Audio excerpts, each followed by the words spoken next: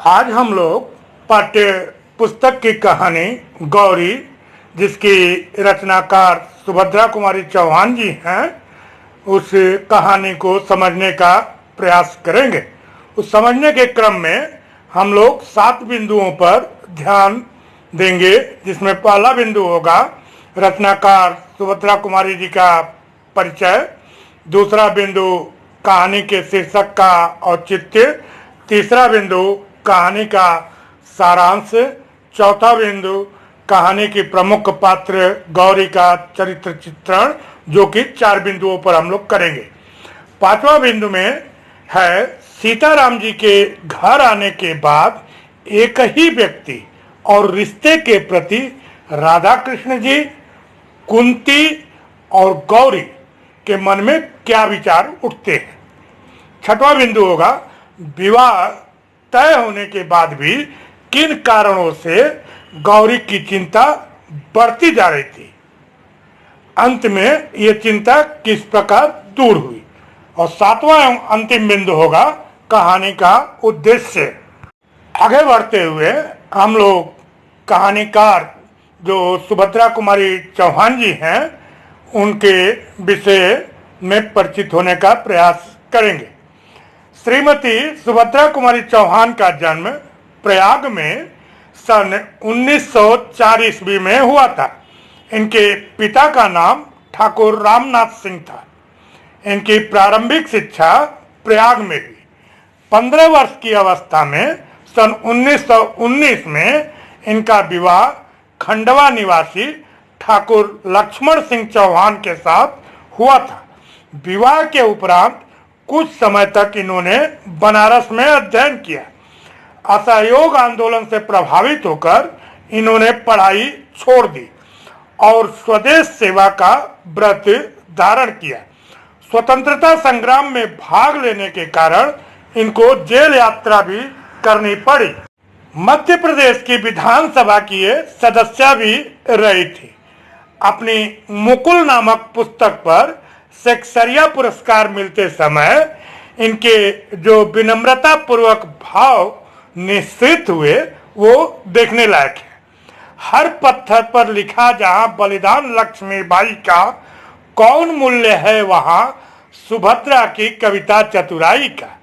इस कविता में तरंगित मानव हृदय की कोमल भावनाओं का इनके स्वभाव में पूर्ण परिपाक पाया जाता है। जिस प्रकार दया, ममता पूर्ण उद्गार मेरा बचपन कविता, किस्मत कहानी में व्यक्त हुए हैं, उनका प्रकटीकरण उनके व्यवहार में भी पाया जाता था। कहा जाता है कि एक बार ये विधानसभा की बैठक में भाग लेने जाते समय मोटर से यात्रा कर रही थी। रास्ते में कुछ मुर्गी के बच्चे सामने से गुजरे तो मोटर चालक को उन्होंने सावधान करते हुए कहा, देखो ये बच्चे दब न जाए।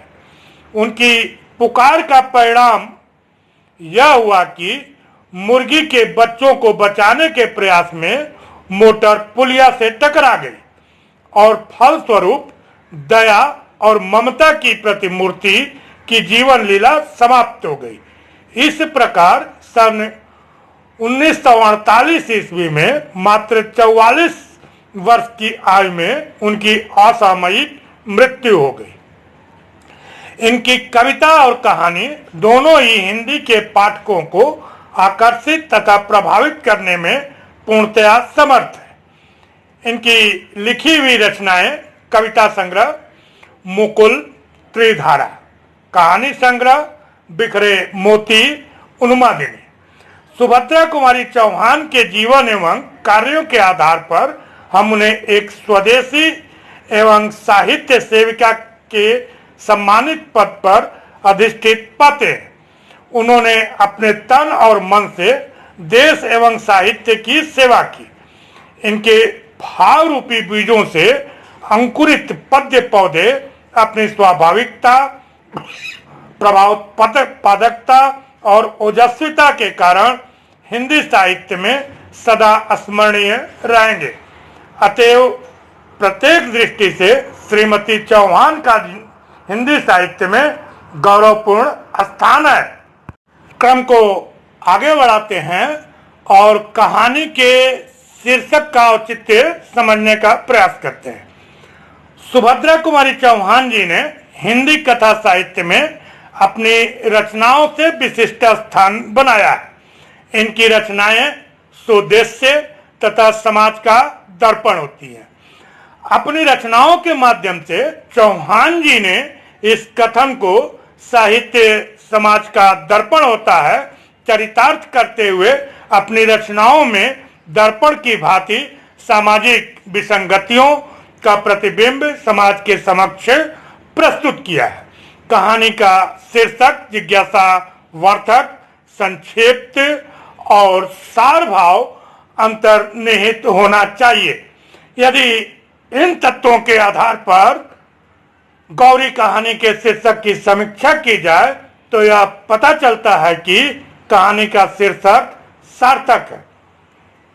प्रस्तुत कहानी का शीर्षक कथानक के अनुरूप है। इस कहानी का कथानक गौरी और उसके साथ होने वाली घटनाओं पर आधारित है। कहानी के सभी भाव गौरी के चरित्र पर आधारित हैं। अतः कहानी का शीर्षक कथानक के उद्देश्य एवं भाव को पूर्णतया स्पष्ट करता है। कहानी का शीर्षक जिज्ञासावर्धक होना चाहिए क्योंकि कहानी शीर्षक पढ़ने की उत्कंठा को जागृत करता है। जब यह उत्कंठा प्रबल हो जाती है तभी कहानी पढ़ी जाती है। कहानी के शीर्षक का संक्षिप्त होना भी आवश्यक है।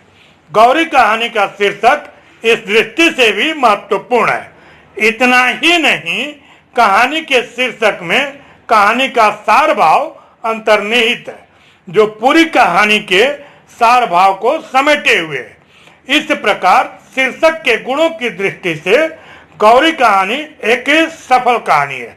यह शीर्षक पूरी तरह से सटीक और सार्थक है जो सफल शीर्षक के समस्त गुणों को अपने भीतर समेटे हुए है। क्रम को पुनः आगे बढ़ाते हुए कहानी के सारांश को समझने का प्रयास करेंगे। बाबू राधा कृष्ण अपनी बेटी गौरी के विवाह के संदर्भ में कहीं बाहर गए थे। जब वह वापस आते हैं तब उनसे पत्नी कुंती चाय पीने का आग्रह करती है। इस दौरान गौरी अपराधिनी की तरह माता पिता की दृष्टि से बचती हुई चाय बना रही है। वह यह सोचती है कि यदि उसका जन्म न हुआ होता तो उसके पिता को स्थान स्थान पर वर की तलाश में न घूमना पड़ता। वह अपने पिता माता से यह कहना चाहती है कि चाहे जिसके साथ उसकी शादी कर दी जाए अथवा शादी न भी करें तब भी वह सुखी है। वह यही सोच रही थी कि मेरे विवाह हेतु मेरे माता पिता को कितना कष्ट उठाना पड़ रहा है। इस प्रकार आत्मग्लानि और क्षोभ से उसका रोम रोम व्यथित हो उठा। राधा कृष्ण जी गौरी का विवाह योग्य वर के साथ करना चाहते थे, परंतु उनके पास उतनी संपत्ति नहीं थी। गौरी 19 साल की हो गई थी। माता पिता की अकेली संतान थी। गौरी का स्वभाव निर्भीक और दृढ़ निश्चयी था। वह 1000 बार यह निश्चय कर चुकी थी कि अपने पिता से यह कह दूंगी कि विवाह मेरे लिए आवश्यक नहीं, पर वह लज्जा से कुछ भी कह न पाई। राधा कृष्ण जी चाय पी रहे थे तब कुंती उनसे यह प्रश्न पूछना चाहती है कि वह जहां गए थे वहां बात बनी या नहीं। उसने डरते डरते यह प्रश्न पूछा, जिसके जवाब में राधा कृष्ण जी यह कहते हैं कि वह लड़का नहीं आदमी है। मेरी बेटी के साथ वह चपरासी दिखेगा। लड़के के 2 बच्चे हैं। उसकी उम्र 35 से 36 साल है। वो अपने बच्चों के लिए एक धाय चाहते हैं। वो साफ साफ कहते हैं कि मैं बच्चों के लिए ही दूसरा विवाह करना चाहता हूं। कुंती के यह कहने पर कि दूसरे विवाह के लिए सभी बच्चों का ही बहाना बनाते हैं, इस कथन के जवाब में राधा कृष्ण जी कहते हैं कि उनका हृदय तो दर्पण की तरह साफ है। खादी कुर्ता, गांधी टोपी, फटी चप्पल देखकर यही लगता है कि वे नेता बनने के योग्य हैं, किसी का दूल्हा बनने के योग्य नहीं। कांग्रेस के दफ्तर में 30 रुपए की तनख्वाह पर काम करते हैं, 3 बार जेल जा चुके हैं। आदमी तो बुरे नहीं, लेकिन गौरी का पति बनने के लायक नहीं है। फिर भी मैंने उन्हें इतवार को बुलाया है, जिससे तुम लोग भी उन्हें देख सको। गौरी ने दरवाजे की आड़ में ये बातें सुन ली और उसके हृदय में उनके प्रति श्रद्धा के भाव जागृत हो उठे। अगले इतवार के दिन सीताराम जी देखने आने वाले हैं, इस बात को बाहर वालों से गुप्त रखा गया है। भीतर आंगन में ही उनके बैठने का प्रबंध किया गया है। निर्धारित समय पर सीताराम जी अपने दोनों बच्चों के साथ आए। बच्चे भी वही खादी के कुर्ते और हाफ पैंट पहने थे। दोनों ही बड़े प्रसन्न और हंसमुख थे। आते ही वे घर में खेलने लगे। उन्हें देख कुंती को यह घर नंदन कानन सा जान पड़ा। वह बच्चों के खेल में इतनी तन्मय हो गई कि उन्हें सीताराम जी से बात करनी है यह भी भूल गई। तभी छोटा बच्चा पिता के पास जाकर यह प्रश्न पूछता है कि माँ को दिखाने लाए हो तो बताओ माँ कहाँ है। इसी दौरान बिल्ली के पीछे दौड़ते बच्चे घर के अंदर पहुंच गए। छोटे बच्चे ने गौरी का आंचल खींचते हुए यह पूछा कि तुम हमारी माँ हो। गौरी ने हाँ कहा। कुछ क्षण बाद कुंती ने देखा कि बच्चे गौरी के साथ खुश है। माता पिता के बुलाने पर गौरी सीताराम जी से मिलने आई। बच्चे गौरी को मां समझकर उसके पिता की बहुत सी शिकायतें करते रहे। जाते समय सीताराम जी ने राधा कृष्ण जी की तरफ देखकर कहा कि मुझे पत्नी की उतनी जरूरत नहीं जितनी मेरे बच्चों को मां की जरूरत है, जो मेरे जेल जाने पर इनकी देखभाल कर सके। सीताराम जी के जाने के बाद राधा कृष्ण जी ने सोचा कि मेरी लड़की उनके बच्चों की धाय बनेगी। कुंती ने सोचा कि उन दोनों बच्चों का पालन करके कोई भी अपना जीवन सार्थक बना सकता है। गौरी ने भी यह सोचा कि किसी विलासी युवक की पत्नी बनने से तो अच्छा है कि इन बच्चों की मां बन जाऊं। सीताराम जी को पक्का विश्वास था कि विवाह यही होगा। काफी प्रतीक्षा करने के बाद भी सीताराम जी को किसी किस्म का आश्वासन नहीं मिला, तो उन्होंने राधा कृष्ण जी को पत्र लिखा, जिसके जवाब में जन्म पत्री मंगाई गई और अंत में राधा कृष्ण जी ने यह कहते हुए इनकार कर दिया कि जन्म पत्री नहीं मिल रही।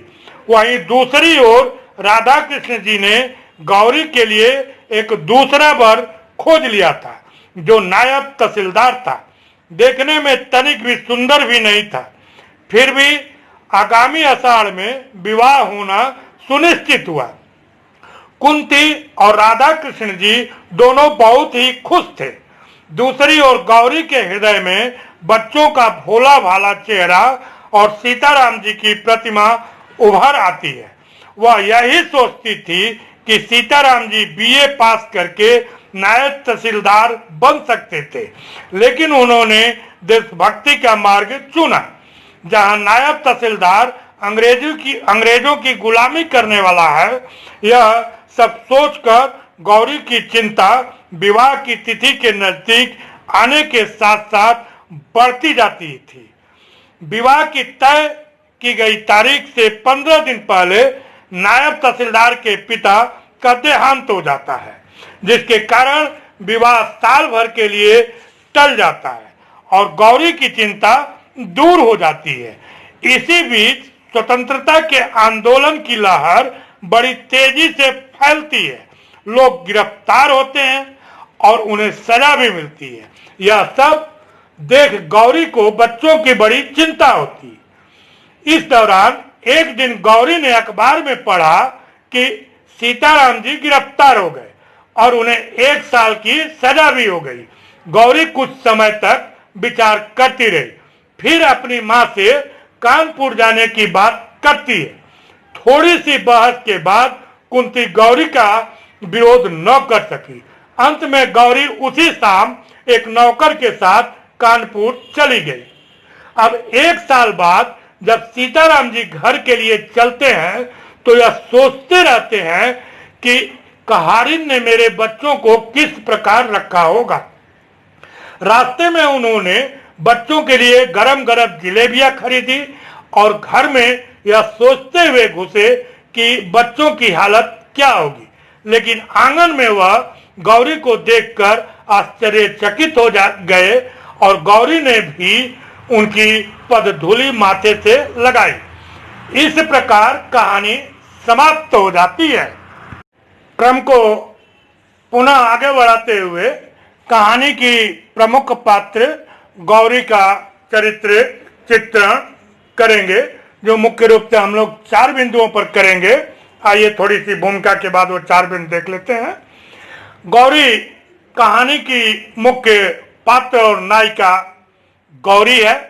उसके चरित्र का ताना बाना सहज, मानवीयता और उच्च आदर्श के द्वंद्व से बुना गया है। उसके अंतर्द्वंद का सजीव चित्र प्रस्तुत कर कहानीकार सुभद्रा कुमारी चौहान जी ने सांस्कृतिक वैभव, कर्तव्य निष्ठा, देश प्रेम और उत्सर्ग की उदात्त भावनाओं को उजागर किया है। गौरी के चरित्र को हम लोग 4 बिंदुओं पर देखेंगे, जिसमें पहला लज्जाशाली, दूसरा संवेदनशील, तीसरा देश प्रेमी और चौथा दृढ़ निश्चयी। आइए पहला बिंदु लज्जाशाली। गौरी भारतीय कन्याओं की प्रतिमूर्ति और लज्जा उसका आभूषण। निर्भीक, दृढ़ निश्चयी होने के बावजूद उसकी जबान पर लज्जा का ताला लगा रहता है। लेखिका की ये पंक्तियां गौरी के इसी गुण को प्रमाणित करती हैं। उनकी यह परेशानी, इतनी चिंता अब उससे सही नहीं जाती, किंतु संकोच और लज्जा जबान पर ताला सा डाल देते हैं। संवेदनशील। गौरी बड़ी ही भावुक और संवेदनशील थी। जब उसने सीताराम जी के बच्चों को देखा और उनके छोटे बच्चों ने उसका आंचल पकड़कर खींचते हुए यह पूछा, क्या तुम ही हमारी माँ हो?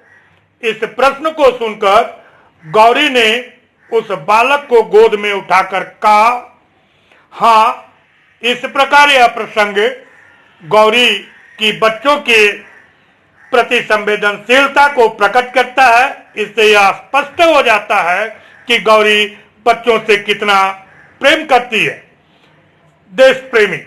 गौरी की भावनाएं देश प्रेम से ओतप्रोत हैं। वह सीताराम जी की देशभक्ति से बहुत प्रभावित थी। उसके हृदय में देशभक्त और त्यागी वीरों के लिए बड़ा सम्मान था। उसे तनिक भी इच्छा न थी कि वह माता पिता द्वारा खोजे गए वर नायब तहसीलदार से विवाह करे। कहानीकार ने उसके द्वंद्व को इस प्रकार व्यक्त किया है, ज्यों-ज्यों विवाह की तिथि नजदीक आती थी, गौरी की चिंता बढ़ती ही जाती थी। दृढ़ निश्चय। सीताराम जी के गिरफ्तार हो जाने की खबर अखबार में पढ़ते ही गौरी स्तब्ध हो गई। थोड़े ही समय में उसने अपना कर्तव्य निश्चित कर लिया कि वह सीताराम जी के बच्चों की देखभाल करने के लिए कानपुर अवश्य जाएगी। मां के बार बार समझाने पर भी उसका निर्णय नहीं बदलता, जो उसके निर्णय की दृढ़ता का उदाहरण है। आइए देखते हैं। गौरी, नहीं मां, मैं पागल नहीं हूं। बच्चों को तुम भी जानती हो, उनके पिता को राजद्रोह के मामले में साल भर की सजा हो गई है। बच्चे छोटे हैं, मैं जाऊंगी मां, मुझे जाना ही पड़ेगा। इस प्रकार गौरी का चरित्र पूरी कहानी में सजीव एवं जीवंत रूप में मुखरित हुआ है, जो उसे कहानी के मुख्य पात्र के रूप में प्रतिस्थापित करता है। क्रम को पुनः आगे बढ़ाते हैं और आज के विचारणीय बिंदु का 5वां बिंदु, सीताराम जी के घर आने के बाद एक ही व्यक्ति और रिश्ते के प्रति राधा कृष्ण जी, कुंती और गौरी के मन में क्या विचार उठते हैं, इसको समझने का प्रयास करेंगे। गौरी कहानी में सुभद्रा कुमारी चौहान जी ने एक ही घटना के प्रति अलग अलग पात्रों में किस प्रकार अलग अलग विचार उठते हैं, उसे दिखाने का बड़ा ही सफल प्रयास किया है। निर्धारित समय पर जब सीताराम जी अपने दोनों बच्चों के साथ आते हैं, तब उन्हें और उनके बच्चों को देखकर कुंती, राधा कृष्ण जी व गौरी के मन में अलग अलग विचार उठते हैं। कुंती सीताराम जी के हंसमुख और प्रसन्न बच्चों को देखकर भावातिरेक से भर जाती है। बच्चों के कोलाहल से परिपूर्ण घर क्षण भर के लिए नंदन कानन सा जान पड़ता है। उसने मन ही मन सोचा, कितने अच्छे बच्चे हैं। कोई भी स्त्री ऐसे बच्चों का लालन पालन कर अपना जीवन सार्थक बना सकती है। वह यह तक सोच लेती है कि बिना किसी प्रकार का संबंध हुए भी यदि सीताराम जी इन बच्चों को संभालने का कार्य सौंप दें तो वे सहर्ष स्वीकार कर लेगी। वहीं राधा कृष्ण जी के मन में सीताराम जी और उनके बच्चों को देखकर एक अलग ही विचार आया। उनके अनुसार सीताराम जी की उमंगे और उत्साह सब ठंडा पड़ गया। वे अपने बच्चों के लिए एक धाय चाहते हैं। वह यह सोचते हैं कि सीताराम जी तो बच्चों के लिए विवाह करना चाहते हैं। उनके इस उद्देश्य से गौरी की संवेदनाओं और उसके सपनों की पूर्ति नहीं की जा सकेगी। इस प्रकार मेरी बेटी तो सीताराम जी के बच्चों की धाय बन जाएगी।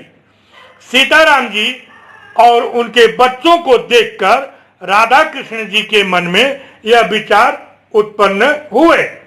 वहीं सीताराम जी को देखकर गौरी बहुत प्रभावित हुई। सीताराम जी के प्रति गौरी के हृदय में अनजाने ही कुछ श्रद्धा के भाव जागृत हो गए। उसके अनुसार सीताराम जी ने वीर बनकर देश के लिए अपने जीवन का उत्सर्ग कर लिया। इस प्रकार गौरी के मन में सीताराम जी के प्रति भी स्नेह और संवेदना के भावों का उद्रेक हुआ। इस तरह से सीताराम जी के आगमन और उनके बच्चों के प्रति कुंती, राधा कृष्ण जी और गौरी के मन में जो भाव जागृत हुए वे पूरी तरह से एक दूसरे से भिन्न थे, जो कहानीकार के भाव संयोजन का अनोखा उदाहरण है। क्रम को पुनः आगे बढ़ाते हैं और आज के विचारणीय बिंदु का 6वां बिंदु, विवाह तय होने के बाद भी किन कारणों से गौरी की चिंता बढ़ती जा रही थी और अंत में ये चिंता किस प्रकार दूर हुई, आइए समझते हैं। गौरी कहानी में जहां दहेज की समस्या के कारण यथेष्ट वर का न मिलना एक समस्या के रूप में दिखाया गया है, वहीं दूसरी ओर गौरी के माध्यम से किसी स्त्री के भाव को प्रकट करने की व्यवस्था का भी प्रदर्शन किया गया है। गौरी जो कि प्रारंभ से ही विवाह के संदर्भ में अपने विचार चाहकर भी अपने माता पिता के समक्ष प्रस्तुत न कर सकी, अब जबकि उसका विवाह एक नायब तहसीलदार से हो रहा है, उसके मन में उथल पुथल मची हुई है, जिसकी तरफ किसी का ध्यान ही नहीं जाता। गौरी से कौन पूछता कि उसके हृदय में कैसी हलचल मच रही है। रह रह कर उसे उन बच्चों का भोला भाला चेहरा और मीठी मीठी बातें याद आ जाती है, और साथ ही याद आ जाते हैं विनयी, नम्र और सादगी की प्रतिमा सीताराम जी। उनकी याद आते ही श्रद्धा से गौरी का माथा अपने आप ही झुक जाता है। देशभक्त और त्यागी वीरों के लिए उसके हृदय में बड़ा सम्मान था। सीताराम जी ने भी तो वीर बनकर देश के लिए अपने जीवन का उत्सर्ग कर लिया है। नहीं तो बीए पास करने के बाद क्या प्रयत्न करने पर उन्हें भी नायब तहसीलदारी न मिल जाती? मिलती क्यों नहीं, पर सीताराम जी सरकार की गुलामी करना पसंद करते तब न। दूसरी ओर थे उनके होने वाले वर नायब तहसीलदार साहब, जिन्हें अपने आराम, अपनी ऐश के लिए ब्रिटिश गवर्नमेंट के जरा से इशारे मात्र पर निरीह देशवासियों के गले पर छुरी फेरने में जरा भी संकोच या हिचक न होती, जिनके सामने चांदी के कुछ टुकड़े फेंक दिए जाते हैं और वे दुम हिलाते हुए निंदे कर्म करने में किंचित भी लज्जित नहीं होते। घृणा से गौरी का जी भर जाता, किंतु उसके मनोभावों को जानने वाला यहाँ कोई भी न था। वह रात दिन एक प्रकार की अव्यक्त पीड़ा से विकल सी रहती थी। बहुत चाहती थी कि अपनी माँ से कह दे कि वह नायब तहसीलदार से शादी नहीं करना चाहती, वह इसी से चिंतित है। अंत में चिंता इस प्रकार दूर हुई कि विवाह की निश्चित तारीख से 15 दिन पहले एक दिन एकाएक तार आया कि नायब तहसीलदार के पिताजी का देहांत हो गया। इस मृत्यु के कारण विवाह साल भर को टल गया।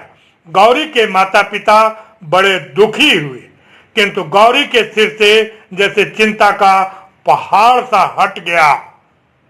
आइए क्रम को पुनः आगे बढ़ाते हैं और आज के विचारणीय बिंदु का अंतिम बिंदु, कहानी का उद्देश्य, उसको समझने का प्रयास करते हैं।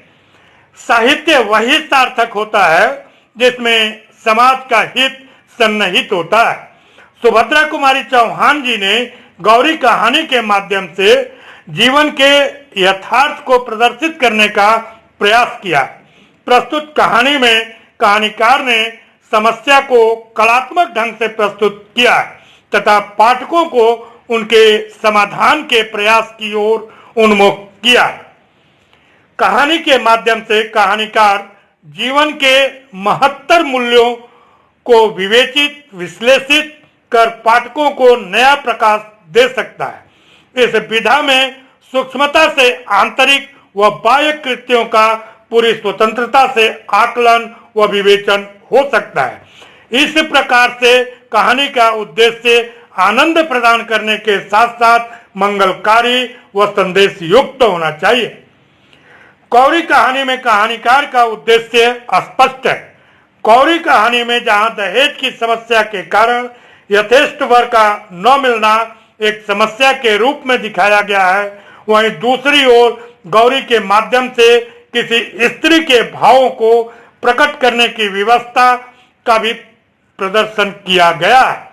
गौरी जो कि प्रारंभ से ही विवाह के संदर्भ में अपने विचार चाहकर भी अपने माता पिता के समक्ष प्रस्तुत न कर सकी, जबकि उसका विवाह एक नायब तहसीलदार से हो रहा है, उसके मन में उथल पुथल मची हुई है, जिसकी तरफ किसी का ध्यान ही नहीं जाता। इस प्रकार अंत में गौरी द्वारा लिए निर्णय की घटना के माध्यम से भी एक अव्यक्त संदेश देने का प्रयास किया गया। इस प्रकार कहानी का उद्देश्य जीवन के नैतिक मूल्यों को विवेचित करता है। गौरी कहानी में कहानीकार का उद्देश्य सिर्फ आनंद प्रदान करना नहीं बल्कि मंगलकारी संदेश भी देना है। आज हम लोगों ने पाठ्य पुस्तक की कहानी गौरी, जिसकी रचनाकार सुभद्रा कुमारी चौहान जी हैं, उसको समझने का प्रयास किया 7 बिंदुओं पर। आप लोगों का ध्यान मैं स्क्रीन की तरफ आकृष्ट करना चाहूँगा, आप ध्यान दीजिएगा। स्क्रीन पर रचनाकार का संक्षिप्त परिचय, स्मृति संकेत के रूप में पाठ का शब्दार्थ एवं कुछ पंक्तियों के प्रश्न पूछे गए हैं, जिनके उत्तर जो है इस वीडियो में हैं। आज के लिए बस इतना ही।